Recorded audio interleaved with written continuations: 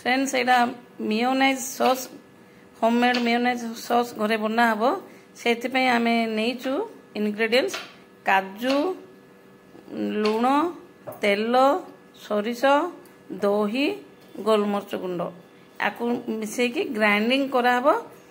घरे तैयारी हला होममेड मेयोनाइज सॉस देखंतु आपण माने भी एमती बनांतु बाहरु किणी के आनिया अपेक्षा घरे बनेवाटा हाइजेनिक एंड हेल्दी बहुत बढ़िया टेस्टी भी भल आसे सैंडविच पई एटा बना होची आपण माने भी करी खांतु कमेंट रे जणेबे सब एटा ग्राइंडर रे रखा दिया हला एबे सब ग्राइंडिंग करा हबो तो मिक्स करा करी ग्राइंडिंग करिया आउनी सॉस एटा प्रस्तुत मेयोनाइज सॉस प्रस्तुत होइला एटा देखंतु बहुत पूरा माने दुकान रो किणी कानले जेमती सेमिति का टेस्ट पूरा सेमती लागुची भी देखिबा को खाइबा को